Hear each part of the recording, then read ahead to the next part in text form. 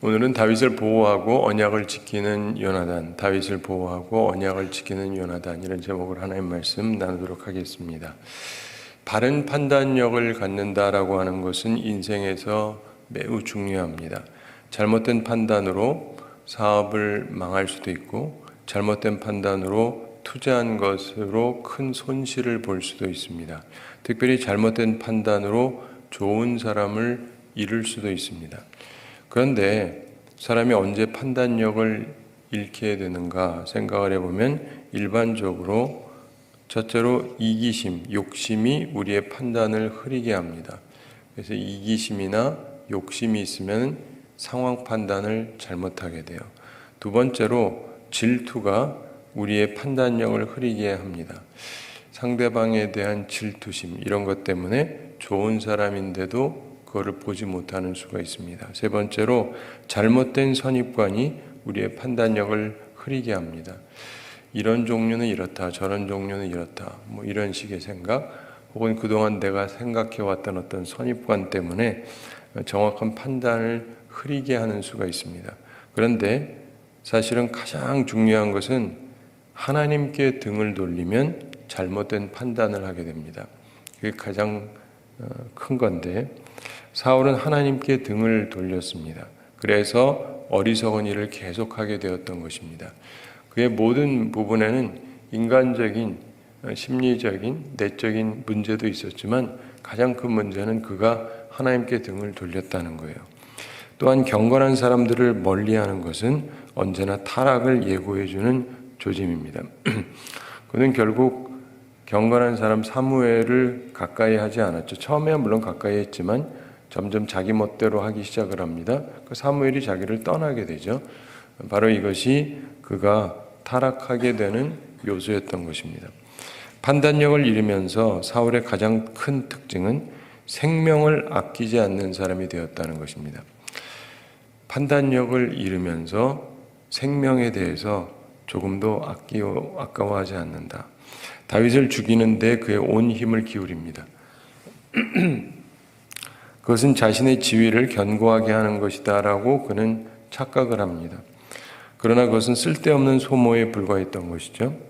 반면에 본문에 나오는 이 19장에 나오는 내용을 보면은 다윗의 생명을 아꼈던 사람들의 이야기가 나옵니다. 사울의 자녀들은 오히려 아버지하고 달랐어요. 오늘 우리가 그 아들 요나단에 대해서 보게 됩니다. 그리고 이후에 우리가 그 딸 미가를 보게 되는데 이 둘 다 다윗의 생명을 아꼈습니다. 요나단은 18장 3절에 보면 언약을 맺었었다고 얘기가 나오죠. 그리고 그것을 지킵니다. 우리는 이걸 보면서 부모와 자녀를 동일시하는 실수를 범하지 말아야 됩니다.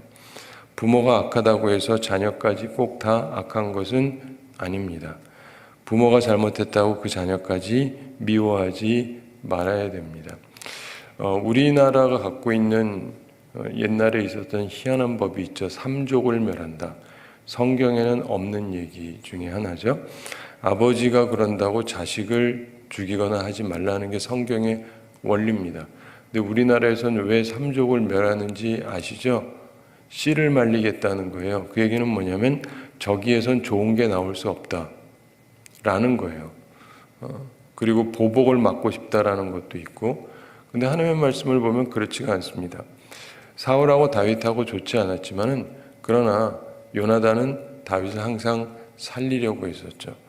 그 아버지가 날 죽이려고 한다고 그 아들까지 나를 죽이려고 한다, 이런 전제를 까시는 것은 조선시대 사람들이나 할 얘기고, 성경을 믿는 사람들은 그런 생각을 하시면 안 됩니다. 성경이 우리에게 명확하게 가르쳐주고 있기 때문에 그렇습니다. 우리는 오늘 말씀을 통해서 다윗을 보호해주는 요나단을 보게 되고, 그리고 언약을 지키는 요나단을 보게 됩니다. 이 사람은 지혜로운 사람이었죠. 언약을 지키는 것이 지혜입니다.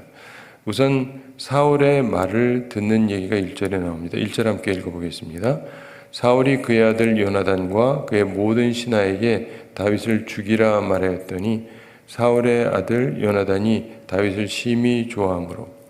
자, 사울이 그의 아들 요나단과 그의 모든 신하에게 다윗을 죽이라 말하였더니 이렇게 성경이 말씀하고 있습니다. 이전에는 은근히 죽이려고 했지만 이제는 공개적으로 그의 적개심을 나타냅니다.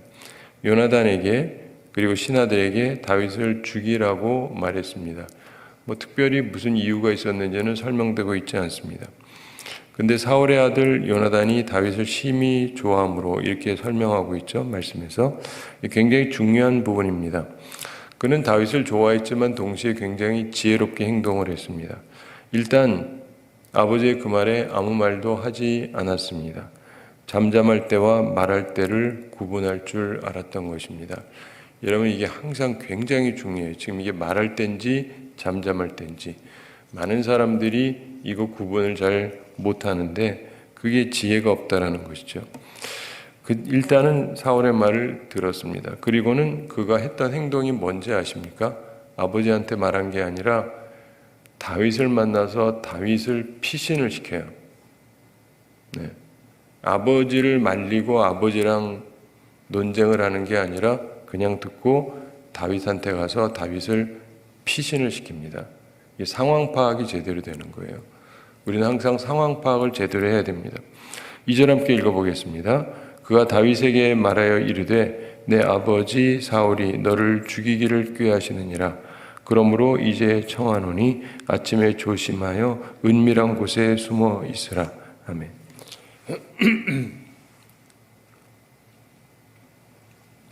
그가 다윗에게 말하여 이르되, 그가 했던 첫 행동은 다윗을 찾아가서 말한 것입니다. 일단 다윗이 전에는 측근에 있다가 천부장으로 삼아가지고 바깥으로 보냈죠. 그리고 딸도 주기도 하고, 사울의 딸 미갈. 그렇기 때문에 바로 옆에 있는 건 아니에요. 지금 떨어져 있습니다. 그래서 그를 찾아가고 그에게 말을 전합니다. 여기서 우리가 보게 되는 것이 지혜롭다라고 하는 것을 봅니다. 성경을 보면서요, 지혜로운 행동과 미련한 행동이 끊임없이 나옵니다. 우리한테 교훈하시는 거예요.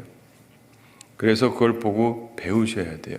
그냥 보기만 하고 누가 그랬대더라 이러시면은 인생을 그냥 어리석게 살 수밖에 없습니다. 하나님 말씀 속에서 교훈을 받고 배워야죠.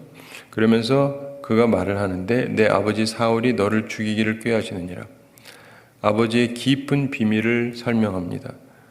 사람은 자기 가족이라도 그의 나쁜 부분을 계속 숨기면 안 됩니다.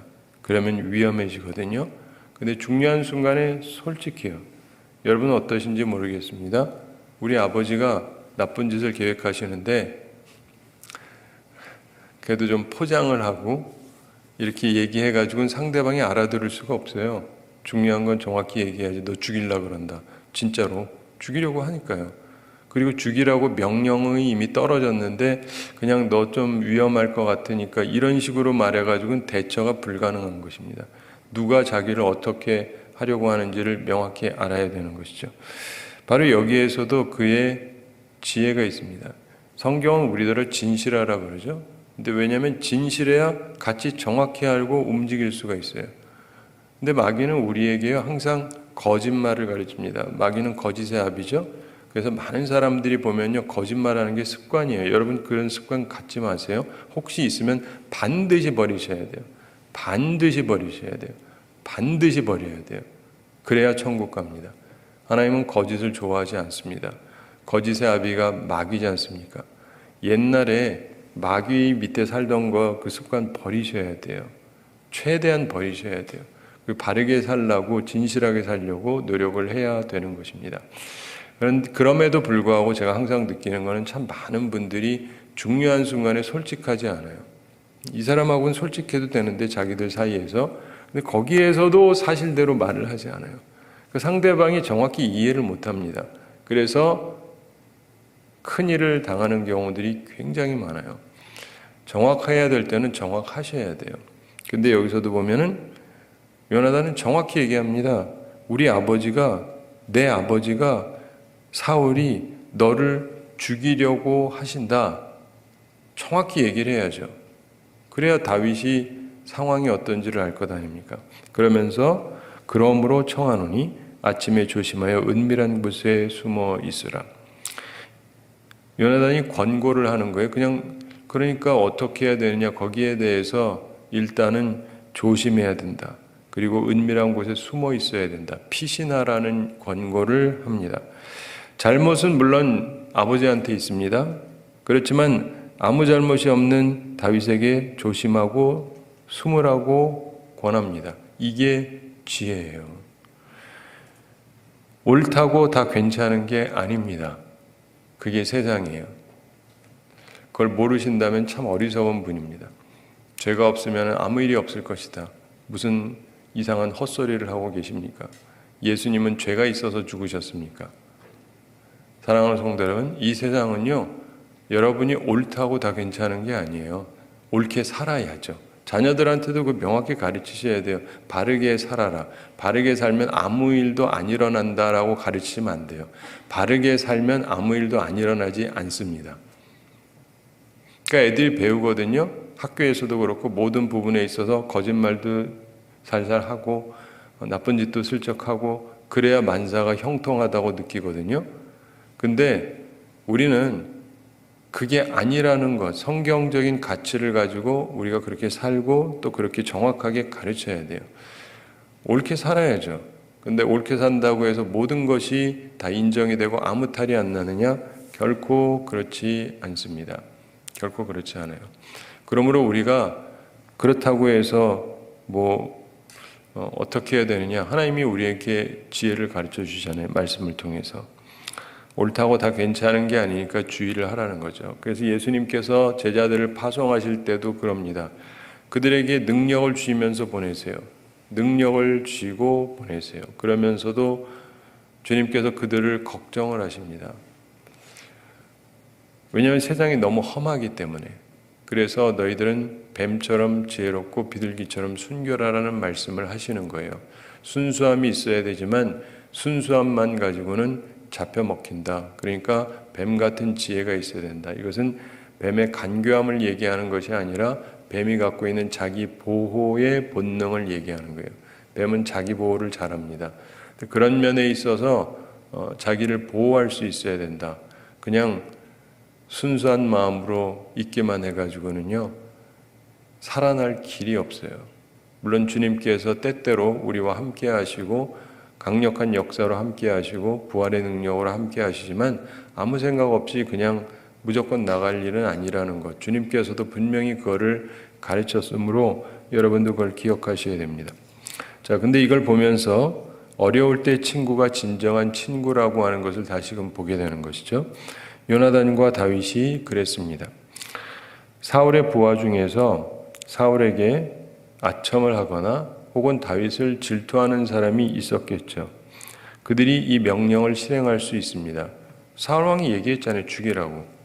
여러분, 사람을 죽이는 데는요, 정당하게 싸우는 방법도 있지만 뒤통수 쳐서 죽이는 수도 있어요. 아시죠? 혹시 모르시면 암살이라는 거 아십니까? 몰래 죽이는 것. 이 암살하는 사람은 기술이 꼭 탁월해야 되는 게 아니에요. 싸움을 누구보다 잘해야 되는 게 아니라 그런 사람도 있고 어떤 사람은 별로 잘 못 싸우지만 사람을 잘 죽입니다. 왜냐하면 사람의 허점을 노리면서 하는 거니까. 그래서 칼 갖고 있다가 그냥 이렇게 지나면서 푹 찔러버릴 수도 있고 여러 가지 방법이 있어요. 그래서 사람 죽이는데도 여러 가지 방법이 있는데 누군가가 사울의 말을 이미 들었으니까 사울에게 아부하기 위해서 다윗을 죽이려고 할 수도 있고 혹은 자기가 안 그래도 다윗을 보면서 질투심을 느꼈을 사람도 있죠. 이 사람이 말이야 나라의 영웅이 되고 잘 되는 걸 보면서 은근히 배 아픈 사람이 있을 수도 있어요. 근데 그런 사람 중에서 이번 기회에 내가 죽이는 게 좋겠다 이렇게 생각하는 사람이 있을 수가 있습니다. 사람이 많은데 무슨 생각을 하는지 다 알 수는 없죠. 그러니까 조심하라는 것입니다. 조심하고 피신해라. 사랑하는 성도 여러분, 우리가 살아가면서 내가 잘못 안 했는데 내가 왜 조심하고 내가 왜 피신해야 되냐? 제발 그러지 마십시오. 어려운 일이 생기면 조심도 하고 피신도 하고 그래야 돼요. 우리가 평남노예지 않습니까? 이북에서 내려온 노예인데 본래가 저희 아버님도 이북에서 내려오셨고 평안도에서 내려오셨는데 피신해서 내려왔습니다. 그러니까 살아계시는 거죠. 물론 이미 그러고는 사실 만큼 또 사시고 할 일 하시다가 하늘나라를 가시긴 했지만 근본적으로 그렇게 내려왔으니까 괜찮았던 거예요. 우리 믿는 사람들도 항상 기억을 해야 됩니다. 피신할 땐 피신하고 조심할 땐 조심해야 돼요. 예수님께서도요, 성전에 대한 얘기를 하면서 멸망에 가증한 것이 선 것을 보거든 피하라 그랬어요. 피하라. 피하라. 예수님이 말씀하신 거예요. 피하라. 피신해라. 근데 어떤 사람들은 그냥 버티고 있는 게 좋은 신앙이라고 착각을 하는데 우리는 주님 말씀을 따라하는 게 제자고 그게 신앙이에요. 무조건 불섭에라도 들어가서 하나님이 보호해 주실 것이다. 물론 다니엘의 친구들이 그런 것이 있었지만은 그거는 하나님의 영광을 위해서 그렇게 했던 것이고 아무렇게나 내 멋대로 아무데나 위험에 처해 들어가고 그러라는 뜻은 결코 아니죠. 하나님을 시험하면은 안 됩니다. 어쨌든 이렇게 사울의 말을 듣고 먼저 사울이랑 얘기하지 않고 다윗을 피신부터 시킵니다. 이게 지혜예요. 여러분도 지혜를 가지실 필요가 있습니다. 그러면서 3절 함께 읽어보겠습니다. 내가 나가서 내가 있는 들에서 내 아버지 곁에 서서 내 일을 내 아버지와 말하다가 무엇을 보면 내게 알려주리라 하고. 아멘. 내가 나가서 내가 있는 들에서 이렇게 얘기하는데 다음날 아침 다윗이 은밀히 숨어 있는 들로 나갈 것임을 말하고 있습니다. 그러면서 내 아버지 곁에 서서 사울 왕과 함께 아침에 산책을 나갈 것임을 분명하게 말하고 있습니다. 그러면서 내 아버지와 말하다가 아버지하고 다윗에 관련해서 대화를 하려고 지금 계획을 하는 것입니다. 이거 그냥 넘어갈 수는 없죠. 그래서 아버지랑 대화를 할 거예요. 잠잠할 때하고 말할 때를 분별을 하는 것입니다. 다음날 아침에 둘이 있을 때 말하겠다 이렇게 생각을 한 거예요. 여러분 이거 굉장히 중요한 요소입니다. 개인적으로 할 말이 있고 공개적으로 할 말이 있고 이걸 구분을 하셔야 돼요. 무엇을 보면 내게 알려주리라 하고 아버지의 반응을 보고 다윗에게 알려주겠다고 약속을 합니다. 자, 여기에서 이제 다음날 아침으로 넘어갑니다. 이것은 다윗이 요나단 말을 전격적으로 받아들였다는 뜻입니다. 이것 또한 지혜입니다. 아무리 지혜자가 말을 한다 할지라도 친구가 지혜의 말을 한다 할지라도 받지 않으면 소용이 없지 않습니까? 요나단의 지혜로운 말을 다윗이 또한 지혜롭게 그대로 받고 따릅니다. 다윗은 숨었고 그 다음 날입니다. 아버지를 설득하는 요나단 이야기가 나오죠. 4절 함께 읽어보겠습니다. 요나단이 그의 아버지 사울에게 다윗을 칭찬하여 이르되 원하건대 왕은 신하 다윗에게 범죄하지 마옵소서. 그는 왕께 득죄하지 아니하였고 그가 왕께 행한 일은 심히 선함이니이다. 아멘.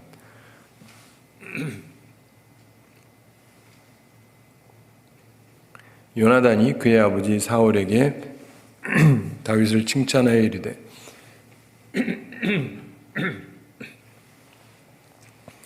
아버지가 미워하는 상대지만 칭찬을 합니다. 할 말을 해야 돼요. 필요할 때. 네. 그러면서 원하건대 왕은 신하 다윗에게 범죄하지 마옵소서. 다윗을 죽이려고 하지 말라는 뜻입니다. 그러면서 그는 왕께 득죄하지 아니하였고 사실상 다윗이 사울에게 잘못한 일은 전혀 없죠. 그가 왕께 행한 일은 심히 선함입니다. 오히려 왕에게 매우 선한 일만 행하였습니다. 5절 함께 읽어보겠습니다. 그가 자기 생명을 아끼지 아니하고 블레셋 사람을 죽였고 여호와께서는 온 이스라엘을 위하여 큰 구원을 이루셨으므로 왕이 이를 보고 기뻐하셨거늘 어찌 까닭없이 다윗을 죽여 무죄한 피를 흘려 범죄하려 하시나이까. 아멘. 자, 이 말씀에서 보면 그가 자기 생명을 아끼지 아니하고 사실이었죠. 블레셋 사람을 죽였고 골리앗을 죽였습니다. 그 외에도 200명 등 여러 가지 훌륭한 일들을 많이 했죠. 여호와께서는 온 이스라엘을 위하여 큰 구원을 이루셨으므로 하나님께서 큰 구원을 이루신 것이지 않습니까? 다윗을 통해서 왕이 이를 보고 기뻐하셨거늘 왕도 좋아하지 않으셨습니까? 좋은 과거를 회상하게 하는 것입니다. 이것도 우리에게 굉장히 중요한 거예요. 자, 여기서 보면은 사울의 마음을 요나단이 일단 이때는 돌립니다. 나중에는 안 되지만 이번에는 돌려요. 어떻게 돌렸는지를 생각해 보셔야 돼요. 왕도 좋아하지 않으셨습니까? 좋은 과거를 회상을 시키는 거예요. 그러면서 어찌 까닭없이 다윗을 죽여 무죄한 피를 흘려 범죄하려 하시나이까? 다윗을 죽이는 것은 죄를 범하는 것이라고 분명하게 설명을 합니다. 그의 설득은 조심성 있고 지혜로운 것이었습니다. 첫째로 나라를 위해서, 사울을 위해서 행한 일을 칭찬하고 있지 않습니까? 그렇죠. 이 사람이 잘했으니까. 그리고 또한 그의 무죄함을 지금 변호하고 있습니다. 요나단이 최선을 다하고 있다는 것을 우리가 여기서 보게 됩니다.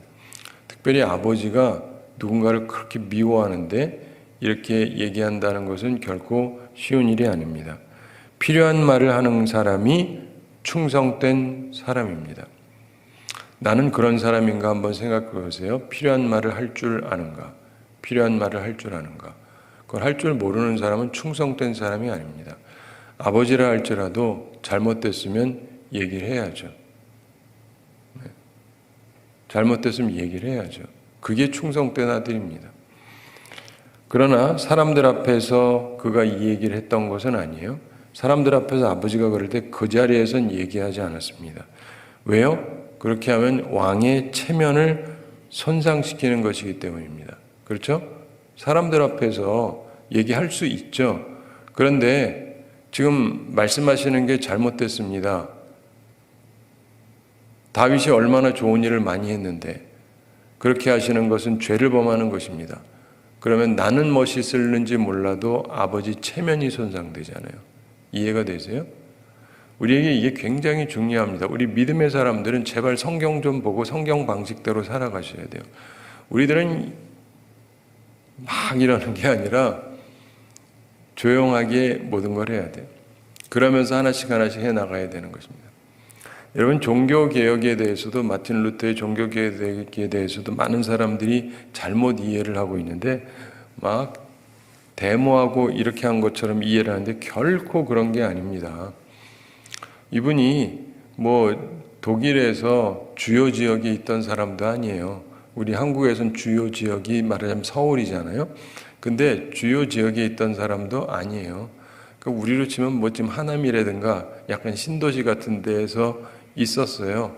거기에 있는 교회 중에 하나인데 거기에 뭐 왕이 있는 것은 아니고 물론 그쪽에서 다스리는 사람이 있긴 하지만 그런데 거기에서 자신이 느끼는 95개조의 반박문이라는 걸 썼어요. 이게 뭐냐면은 일종의 대자보 같은 건데 큰 글자로 이렇게 써가지고 여기에 대해서 토론하자라는 의미의 일을 한 것이지 강력하게 무슨 데모하고 이러는 게 전혀 아니에요. 그래서 처음에도요 그것이 일단 발단이 되면서 이 대화를 하게 되고 서로 논쟁을 하게 되고 그러면서 이게 나중에 좀 치열해지긴 했는데 그것은 이쪽이 세게 했기 때문이 아니라 저쪽이 세게 했기 때문에 그런 거예요, 사실은. 그리고 이 루터를 죽여라 이런 판결 난 것도요 하자마자 그런 건 아니에요. 몇 년 지나서죠. 근데 우리가 이걸 한순간에 배우니까 순식간에로 생각을 하는데 그런 게 아닙니다. 근데 여기서 보면요 하나님의 일을 이룬 많은 사람들이요 처음부터 상대방을 자극하지 않습니다. 루터가 성경 번역한 것도요 처음에 95개조 반박문을 써놓고 성경 번역하지 않아요. 근데 몇 년 후에 이 사람에게 대해서 정죄하는 일이 나오고 그리고 나서 숨어 있으면서 그때 드디어 성경 번역을 하기 시작을 해요. 근데 다른 사람들이랑 이렇게 보면은 급진적인 사람도 있습니다. 급진적인 사람들은 알려져 있긴 한데 거의 다 죽임을 당해요. 그리고 그 후에 보면 별로 남는 게 없어요. 뒤에 가서 보면. 그러니까 여러분들이 이걸 잘 이해하셔야 돼요. 급진적으로 하면 이름은 남길지 모르지만 되어지는 일은 별로 없어요. 그런데 하나님 앞에서 내가 지혜롭게 하잖아요. 결국은 이게 진짜로 남게 되는 거예요. 역사를 잘 들어가서 살펴보면 이런 내용들이 나옵니다. 칼빈이 종교개혁자로 유명하죠. 그분이 어디서 했습니까? 스위스에서 했어요. 그분이 스위스 사람입니까? 아니요, 프랑스 사람이었어요. 자기 나라 프랑스에서 해야 되는데 거기서 못 있고 딴 나라로 간 거예요. 옆에 나라로. 그러면서 거기에 있는 자기 말을 쓰는 사람들, 우리식으로 얘기하면 한국에서가 아니라 딴 나라로 가서 거기 있는 한인들하고 이렇게 얘기를 하고 뭐 이런 거랑 비슷한 거예요. 그러면서 역사가 일어난 거죠. 중심부라기보다는 약간 변두리지만 거기에서 하면서 이것이 중심부까지 영향을 미친 거예요. 근데 그러면서도 중요한 건 할 말은 해야죠. 그렇죠? 예. 그냥 내 몸의 안전만을 위해서 아무 말도 안 하고 한다면 세상이 어떻게 개혁이 되어지겠습니까? 좋은 일은 일어날 수가 없죠. 그래서 할 말은 해야 되는데 그것도 때를 봐가면서 지혜롭게 해야 되는 것입니다. 요나단이 최선을 다하고 필요한 말을 하고 그러나 사람 앞에서는 말하지 않고 왕의 체면을 손상케 하지는 않았죠. 이런 지혜를 우리가 배우게 되기를 바랍니다. 여러분도 꼭 지혜를 갖고 사세요. 사람 대하는 법. 제가 그런 얘기 여러 번 말씀드렸는데 저희 어머니가 굉장히 엄격하신 분인데 근데 저희 어머니가 화를 낼 때는 제가 거기서 아무 말 안 합니다. 그러나 나중에 가서 사실은 어머니가 잘못 판단하고 있는 경우도 있거든요. 그럼 제가 나중에 차분하게 설명을 드려요. 그래서 저희 어머니가 그러냐? 그리고는 이제 바꾸기도 하고 그런 것들이 있어요. 그러면서 하시던 말이 있습니다. 너는 말대꾸는 한 번도 안 하는데 제가 어머니한테 인정받았어요. 말대꾸 안 한다고. 보통 애들이 말대꾸 하잖아요. 중고등학교 때. 난 중고등학교 때 말대꾸를 한 번도 한 적이 없습니다. 받아치거나 한 적이 없어요. 부모님에 대한 공경심을 가지고 항상 그거를 지켰는데 그러나 너는 할 말은 꼭 한대. 말대꾸는 한 번도 한 적이 없지만 할 말은 꼭 한대.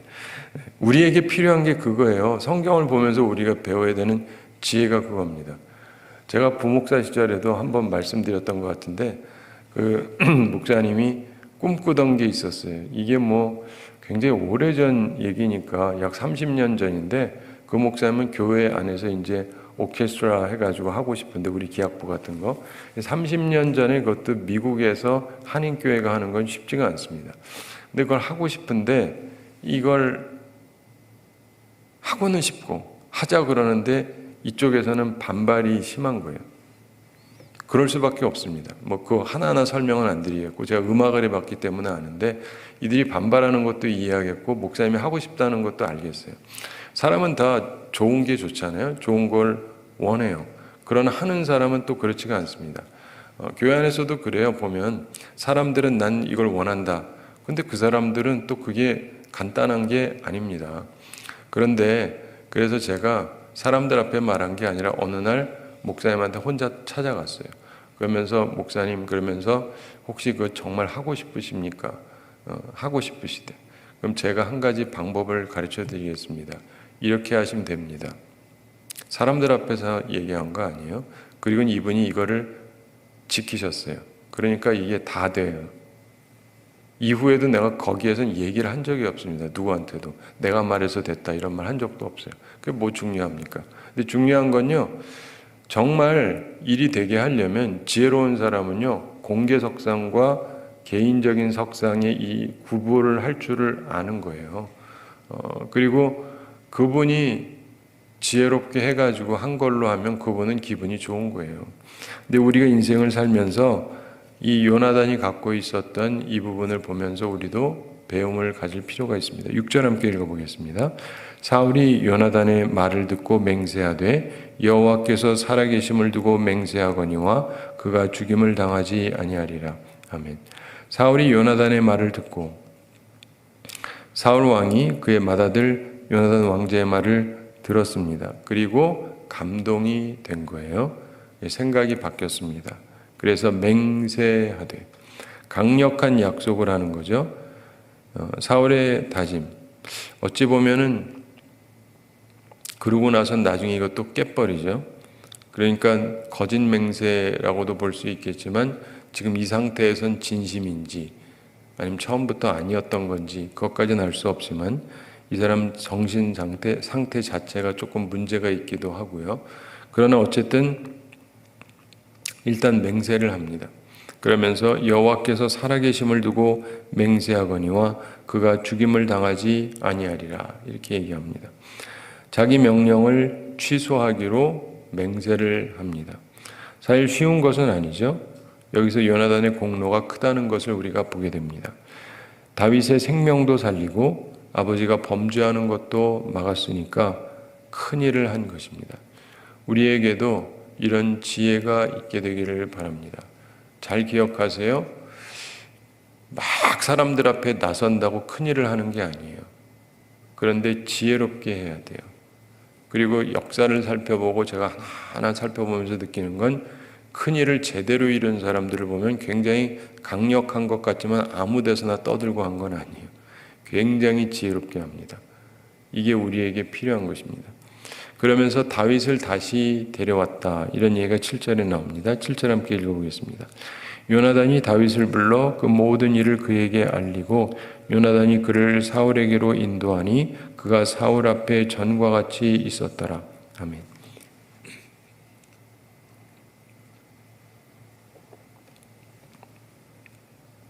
요나단의 중재가 신중한 중재였고 그 효과를 거두었습니다. 다윗을 죽이라는 명령이 철회가 됐지 않습니까? 그리고 특별히 다윗을 불러 그 모든 일을 그에게 알렸다. 있었던 일을 설명을 하는 거죠. 그리고 요나단이 그를 사울에게로 인도하니 전의 위치, 궁전에서의 위치로 올 수 있도록 허가를 해준 것 같습니다. 그래서 사울 앞에 전과 같이 있었더라. 오히려 올라가고 회복된 셈입니다. 그러니까 사울이 처음에는 다윗을 좋아해서 측근에 뒀다가 미워하고 싫어하면서 밀어쳤다가 그러다가 죽이려고 하고 딸도 믿기로 해서 죽이려고 하는데 일이 안 되고 그랬더니 이제는 공개적으로 죽여라 했는데 그때 요나단이 다윗을 숨어있게 하고 아버지한테 잘 얘기해서 아버지의 마음을 바꿔놓습니다. 그래서 다윗을 데리고 가까이 와요. 굉장히 큰 일입니다. 굉장한 일을 한 거예요. 그러나 그 이후에 또 여러 가지 일들을 보게 되는데 그건 그 다음 얘기고 우선 여기까지 우리가 보게 되는 것은 요나단은 그냥 다윗을 좋아했다로만 기억을 하시면 안 돼요. 굉장히 지혜로운 사람이었다는 것이죠. 우리가 살아가면서 보면요. 누구를 좋아는 해요. 그러나 지혜롭지 못한 사람들이 굉장히 많습니다. 그래서 오히려 상대방을 위험에 처하게 하기도 하죠. 근데 요나단은 굉장히 지혜로운 사람이었어요. 그런 면에 있어서 하나님께서 다윗에게 요나단 같은 사람을 주셨다는 것은 큰 은혜였죠. 말씀을 맺습니다. 사랑하는 성도 여러분, 나는 어떤 사람인가를 생각해 보시기 바랍니다. 오늘은 특별히 요나단을 생각하는데 요나단은 다윗을 보호하고 언약을 지킵니다. 자기가 한 약속을 지켜요. 이게 굉장히 중요합니다. 많은 사람들이 약속을 너무 가볍게 생각을 합니다. 약속을 중하게 생각해야 되는 이유가 있어요. 그래야 약속을 함부로 하지 않습니다. 약속이라고 하는 것은 promise is to keep, 지키려고 있는 것인데 요즘에 이런 말이 많이 있어요. promise is to break, promise는 깨려고 있는 거다. 사람들이 어떤 사람들은 약속만 해놓고 안 지켜요. 아무렇지도 않으시면 안 돼요. 약속은 반드시 지켜야 된다는 생각을 해야 함부로 약속을 안 합니다. 근데 약속하고 깨면요, 상대방의 마음도 상하고 소망도 잃게 돼요. 사람에 대한 신뢰도 다 사라지고. 그렇기 때문에 우리 믿음의 사람들은요, 말을 함부로 하고 약속 함부로 하고 그러면 안 돼요. 말은 해놓고 안 지키는 사람이 너무 많아요. 괜찮은 거 아니에요. 큰 범죄입니다. 왜 약속을 하고 안 지켜요? 약속했으면 지켜야지. 최소한 노력이라도 해야 될 거 아니겠어요? 근데 노력도 안 하고 처음부터 지킬 생각도 없는 사람도 있고 그러면 안 됩니다. 근데 약속을 했죠.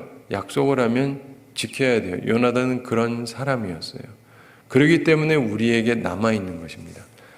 그게 아니었다면 요나단도 그 아버지의 그 아들이다 이렇게 우리가 욕하겠죠. 근데 그런 사람이 아니에요. 약속을 지키려고 하는 사람이었습니다. 우리도 그런 사람이 되어야 하는 것입니다. 특별히 우리나라는 더 그렇습니다. 약속하고 안 지키는 게 너무 당연한 사회가 돼버렸어요. 아무렇지도 않아요. 그게 왜 아무렇지도 않습니까? 부끄러운 거 아니에요? 약속하고 안 지킨다, 못 지킨다, 어떠한 이유로든 부끄러워야 마땅한 것입니다. 뭐 미안하다 말하고 말고를 떠나서 부끄럽게 느껴야 되잖아요. 근데 문제가 뭐냐면 쉐임이 없어요. 부끄러움이 없어요. 수치심이 없어요. 이게 뭔지 아십니까? 자기에게 대한 self-esteem이 없는 거예요. 자존감이 없는 거예요. 자존감이 있는 사람은요, 말을 함부로 하지 않습니다. 그렇게 하면은 내가 별 볼 일 없는 사람이 되는 거니까. 근데 자리만 차지하면 되고, 혹은 뭐 사람들이 인기만 끌면 되고, 그 다음에 뭐 어떻게 되든 상관이 없다. 이러면 안 되는데 우리나라가 그래요. 전체적으로 보면. 곳곳이 그래요. 곳곳이 그래요. 근데 이 모든 것에 깔려있는 실제적인 부분이 뭐냐면 긍지가 없는 거예요. 우리나라 사람들 제가 보면 느낌이 어떠냐면 불쌍하기 짝이 없어요. 높든 어떤 자리에 있든 참 불쌍해요. 왜 그러고 사는가? 우리는 하나님의 자녀가 돼서 긍지를 가져야 돼요. 하나님의 자녀가 되어 긍지가 생겨요. 하나님의 자녀로서의 긍지를 우리가 갖고 살아가야 됩니다. 그래서 주님처럼 약속을 지키고, 그래서 하나님께서 기뻐하시는 삶을 살아가고, 다른 사람의 생명도 살리고 보호도 해주고, 이렇게 살아가는 우리 모두가 되기를 바랍니다. 우리 함께 기도하겠습니다. 사랑의 하나님 아버지, 우리를 사랑하시고 오늘도 저희에게 귀한 말씀 주심을 감사드립니다. 다윗을 보호하고 언약을 지키는 요나단을 보면서 우리들의 모습을 생각해 봅니다. 주님, 저희들에게도 이런 아름다운 모습을 갖출 수 있는 온전한 마음을 허락하여 주시옵소서. 주님, 저희들은 힘이 부족하오니 우리들에게 주의 성령의 능력으로 함께해 주시고, 항상 주님께서 기뻐하시는 판단력을 갖고 살아가게 해주시고, 말할 때와 잠잠할 때를 구별하며 하나님께서 기뻐하시는 일을 감당하는 주의 사람들 다 되게 하여 주시옵소서. 주님, 오늘도 주님 앞에 나왔사오니 주께서 우리 모든 성도들 기억해 주시고, 영육간에 강건케 해주시고, 일용할 양식 공급해 주시고, 시험에 들지 않고 악과 싸워 이기는 주의 용사들이 다 되게 하여 주시옵소서. 주님, 오늘 하루도 우리가 주님과 동행하며 살아가게 해주시고, 하나님께서 주시는 온전함으로 살아가고, 하나님께서 우리 각 사람에게 필요한 모든 것을 제공해 주셔서 치유의 능력과 하나님께서 주시는 풍성함의 능력과 하나님이 주시는 사랑의 은총과 모든 은혜로 충만한 삶을 살 수 있도록 은혜 베풀어 주시옵소서. 감사드리며 예수님의 이름으로 기도드리옵나이다. 아멘.